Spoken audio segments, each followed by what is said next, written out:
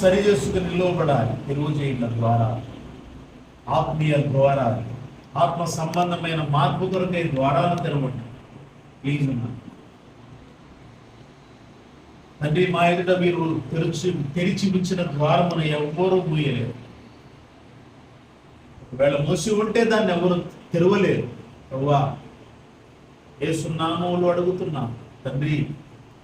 సువార్త ద్వారము, పవిత్ర జీవిత ద్వారములు, పరిశుద్ధ జీవన విధాన ద్వారములు, విశ్వాసములో దినదినం అభివృద్ధి పొందే ద్వారములు ప్లీజ్. యెహోవాను నామోహించిన వాడా వందనాలు వందనాలు.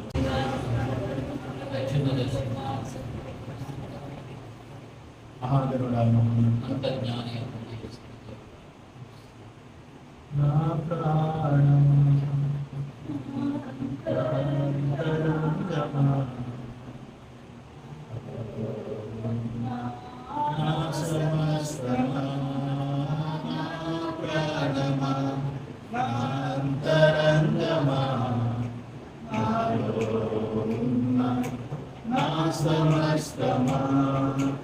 ఆయన చేసిన ఉపకారములలో దేనిని నీవు మరువకుమా.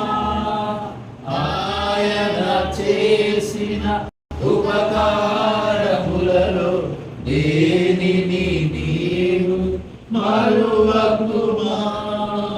సన్నతించుము, స్తుతించుము,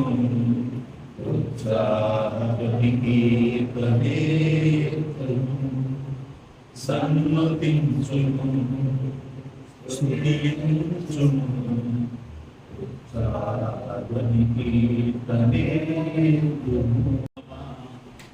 అంతరంగమా నా సమస్తమా నా ప్రాణమా నా అంతరంగమా నా సమస్తమా నా సమస్తమా.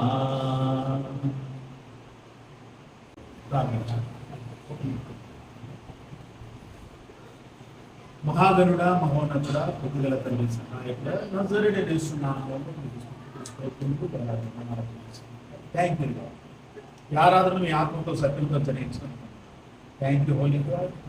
పాట నుంచి కంఠమించినందుకు థ్యాంక్ యూ.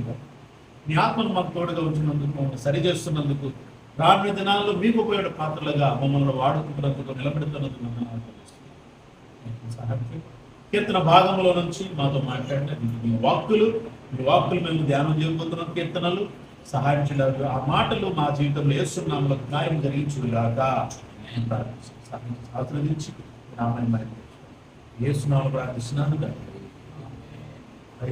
హల్లెలూయా. నీతి స్వరూపం యెహోవా ఘనమైన నామానికి మహిమ కలుగును గాక. స్తోత్రం.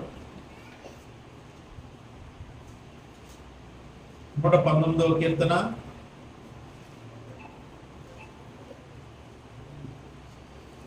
119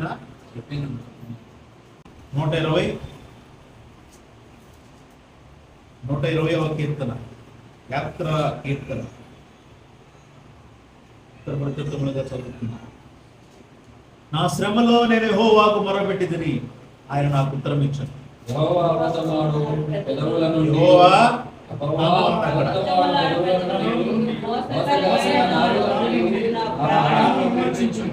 మోసకరమైన నాలుక ఆయన నీకేమి చేయను, ఇంతకంటే అధికముగా నీకేమి చేయను.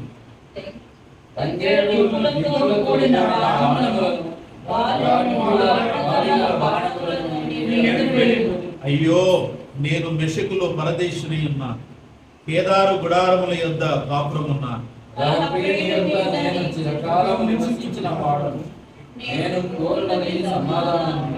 ఆయనను మాట నా నోట వచ్చిన తోడనే వారి యుద్ధములకు సిద్ధమవుతురు. శ్రమలో నేను యెహోవాకు మొరపెట్టి ఆయన నాకు ఉత్తరం ఇచ్చాడు. యెహోవా, అబద్ధములాడు పెదవుల నుండి మోసకరమైన నాలుక నుండి నా ప్రాణమును విడిపించుము. నేను కోరునది సమాధానమే, అయినను మాట నా నోట వచ్చిన తోడనే వారు యుద్ధమునకు సిద్ధమవుదురు. యాత్ర కీర్తన, యాత్రలో ఉన్నటువంటి కీర్తనాకారులు రాసినటువంటి. ఈ లోకములో ప్రతి మనిషి కూడా యాత్రికుడు. క్రైస్తవుడు యాత్రికుడు, అలాగే ప్రతి ఒక్కరూ యాత్రికులే. యాత్రికులు అంటే తల్లి కడుపు నుంచి భూమి మీద పడినది మొదలుకొని జీవిత ప్రయాణం అంతా కూడా యాత్రే. ఆ యాత్ర ఎలాంటి యాత్ర అంటే సమస్యలు, శోధనలు, కష్టాలు, కన్నీళ్లు, ఇంకా అనేక రకాలైనటువంటి బాధలు, సంతోషము, ఆనందము, ప్రేమ, ద్వేషము, ఇవన్నీ కలిసి పెడుతున్నటువంటి ప్రయాణం. ఇవన్నీ కలిసి వెళుతున్నటువంటి ప్రయాణం యాత్ర. యాత్రలో ఆయనకు ఎదురైనటువంటివి వాటిని జ్ఞాపకం చేసుకుంటున్నాడు. ఏమై ఎదురైనవి? అబద్ధములాడే పెదవులు, అలాగే మోసకరమైన నాలుక నుండి నా ప్రాణమును విడిపించు. అబద్ధములాడు పెదవుల నుంచి అంటే ఈ లోక ప్రయాణం అంతట్లో కూడా ఆయన బ్రతికినంత కాలము కూడా, యాత్ర అంతా కూడా, జీవనం అంతా కూడా అబద్ధములాడు పెదవులు, అలాగే మోసకరమైన నాలుగు,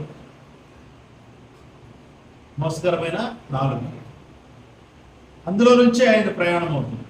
అందుకనే సరే, నాలుగుకి ఏం జరగాలి, వాళ్ళ మీద బాణాలు పడాలి అనే మాటలు వస్తాయి. వాటిని మనం పక్కన పెడితే మనకేంటంటే శ్రమలో మనం దేవునికి మొరపెట్టే వారి మీద ఉండాలి. నా శ్రమలో నేను యెహోవాకు మొరపెట్టింది, ఆయన నాకు ఉత్తరం ఇచ్చాను. ఏంటంట? ఏం చేశాడు ఆయన? ఉత్తరం ఇచ్చాడు అంటే సమాధానం ఇచ్చాడు.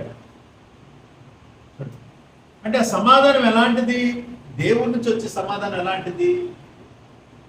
దేవుడి వచ్చే సమాధానం ఎలాంటిది? మనల్ని సమాధానంతో నింపేది. అర్థమైందా? ప్రార్థన చేసుకున్నాం, వాక్యం విన్నాం, ఓకేనా. ఇంకా ప్రార్థన కంటే పాట పాడాం, ఆరాధన చేశాం. తర్వాత ఇంటికి వెళ్ళిన తర్వాత ఏదైనా చిన్న అంశంలో గొడవ పెట్టుకున్నాం అనుకో, గొడవ జరిగిందని ఏంటి పరిస్థితి?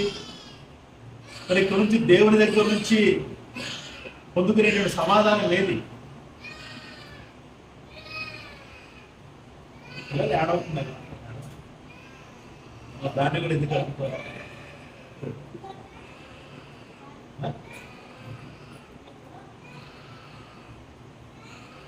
పిల్లల్ని కాదండి, దయ్యాన్ని అంటారు. ప్రార్థన దయ్యాలు భయపడరు, దయ్యాలతో ఉన్న మనుషులు భయపడరు. అదే కదా, మనుషులకి భయపడరు, దేవునికి భయపడరు. అంటే అవి అవి ఆగిపోవాలంటే మనం ఎలా ఉండాలి? ప్రార్థన చేయాలి, బలంగా ఉండాలి. ముందు మనం బలంగా ఉండాలి, ఆత్మలో స్థిరత్వం ఉండాలి, ఆత్మలో ఒక ఏంటంటే దేవుని ఆత్మ తోడు ఉండాలి. అని ఒక ఆత్మ దేవుని ఆత్మశక్తిని అనుభవించే స్థితిలో ఉండాలి. అది ఉంటే 10 మంది ఒకటే కోరుకుంటే అది జరుగుతుంది. 10 మంది ఏకదాని ప్రభావ చీకటి ఆత్మ ప్రభావం ఎక్కువగా ఉంది, వేస్తున్నాం అని బంధిస్తున్నామంటే ఈ 10 మంది బలమైనటువంటి ఆత్మలో బలంగా ఉండాలి.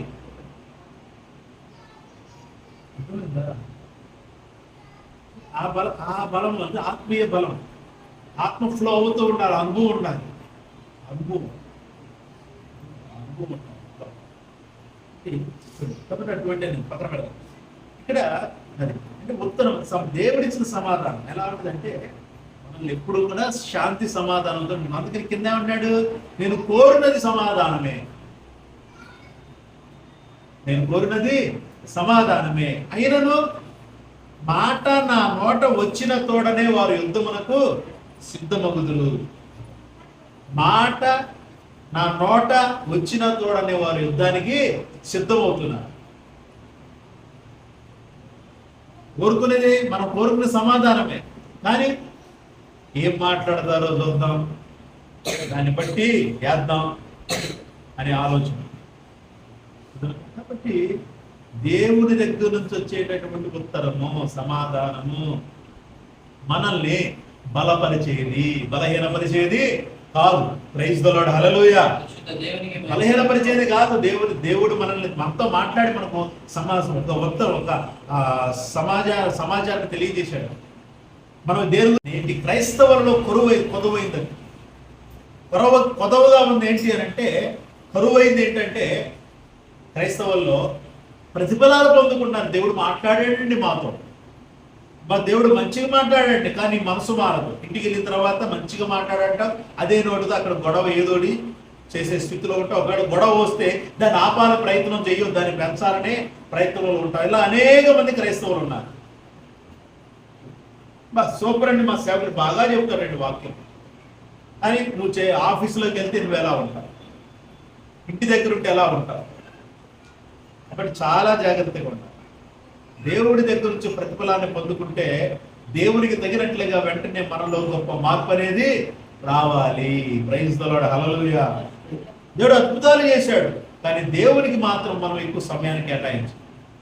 దేవుడు అద్భుతాలు చేశాడు, కానీ దేవుణ్ణి స్తుతించడానికి నోరు మాత్రం పైకి చెప్పం. మనసులో ఉండాలండి దేవుని మీద భక్తి, మనసులో ఉండేది బయటపడాలయ్యా. మనుషులు ఎదుట ఎవరైతే నన్ను ఒప్పుకుంటారో వారిని నేను పరలోకంలోని దేవదూతల ఎదుట ఒప్పుకుంటా అన్నాడు ఆయన, యేసుక్రీస్తు ప్రభువు. మరి మనసులో ఉందండి, నువ్వు 10 మంది అన్యుల ముందు నువ్వు ఒక అన్యుడిలాగా నువ్వు కూడా నటిస్తే ఆదివారం ఏం ప్రార్థనకి ఎవరికి తెలియకుండా వెళ్తావు. ఇలాంటి వాళ్ళు బోల్డ్ మంది ఉన్నారు. చాలా జాగ్రత్త. మన యొక్క ఆలోచన విధానము, మన యొక్క ఆత్మస్థితి, మన శరీరము ఏ విధంగా దేవునికి మహిమకరంగా ఉంటున్నాయి, ఏ విధంగా దేవుని మహిమపరుస్తున్నాయి అనేది మనకు చాలా ప్రాముఖ్యం. కాబట్టి మనం గమనించాల్సింది, గుర్తించాల్సింది ఏంటంటే దేవుని దగ్గర నుంచి నువ్వు సమాధానం ప్రతిఫలాన్ని పొందుకుంటే అది సమాధానమే కానీ వడిగా దానికి సమాధానమే కానీ వడిగా నువ్వు ఏదైతే కావాలని కోరుతున్నావో అది పొందుకోవడమే కానీ ఏదైనా కానీ పొందుకున్నావనంటే ఆ వెంటనే నీలో దేవునికి కావాల్సింది కూడా ఒకటి నీలో నుంచి బయటికి వెళ్ళిపోవాలి. దేవునికి వ్యతిరేకమైనది ఏదైనా ఉంటే అది నీలో నుంచి వెళ్ళిపోవాలి. దేవుడు నీ కోసం చేసినప్పుడు మనం ఏం చేయాలి? ఆయన కోసం చెయ్యాలి, చేసేవారిగా నిలబడాలి. అందుకనే కింద అంటున్నాడు, నేను కోరినది సమాధానమే, అయినది వారు యుద్ధానికి సిద్ధం ఉంటుంది. కాబట్టి మనం కోరుకునేది సమాధానమే. ఆ సమాధానంతోనే రోజంతా జీవించడానికి అలవాటు పడితే ఏదన్నా వచ్చిందనుకో వెంటనే మనల్ని మనం కంట్రోల్ చేసుకునే నడిపితో మనం ఉండాలి. మనం కంట్రోల్ చేసుకోవాలి. మనం ఎప్పుడైతే మనం కంట్రోల్ చేసుకుంటామో అక్కడ దేవుని యొక్క సమాధానానికి జయం వచ్చింది. దేవుడు నీకు ఈ రోజంతా దేవుడు నీకు ఇచ్చిన మాటలు అక్కడ విజయాన్ని పొందుకుంటాయి. దేవుడు నీకు ఈ రోజు ఇచ్చినటువంటి మాటలు నీలో ప్రతిఫలాన్ని పెంపొందింపజేస్తాయి. చాలా జాగ్రత్తగా ఉన్నాం. అంత్య దినాల్లో అపాయకర రోజుల్లో ఏ విధము చేతనైనా ఈ రోజు మనం చేసిన ఆరాధన స్థితిని మనలో నుంచి తీసివేయాలని అపవాది ఏదో ఒక రూపంలో పనిచేస్తూ ఉంటాడు. కాబట్టి చాలా జాగ్రత్త. కాబట్టి ఈ మాటలు బట్టి చాలా జాగ్రత్తగా జీవించున్నాం. దేవుని దగ్గర నుంచి ప్రతిఫలాన్ని పొందుకుంటే మనం కూడా దేవునికి వ్యతిరేకమైన మనలో ఏదైనా ఉంటే దాన్ని మనం తీసేసి పక్కన పడేసి దేవునికి ఫ్రెష్గా మనము ఆయన సన్నిధిలో మనం నిలబడాలి. ఆ ఫలాన్ని అనుభవిస్తాం. కాబట్టి ఈ మాటలు బట్టి చాలా జాగ్రత్తగా జీవిస్తాం. దేవుని ఘనమైన నామాన్ని మనం బట్టి దేవుడి మాటలు ఆశీర్వదించడం గాక. Praise the Lord. హల్లెలూయా. నీతి స్వరూపుడు యెహోవా ఘనమైన నామానికి మహిమ కలుగును గాక. సమయాన్ని మీకు ఇస్తున్నాను. సాక్ష్యం చెప్పి దేవుని నామాన్ని మహిమపరచు.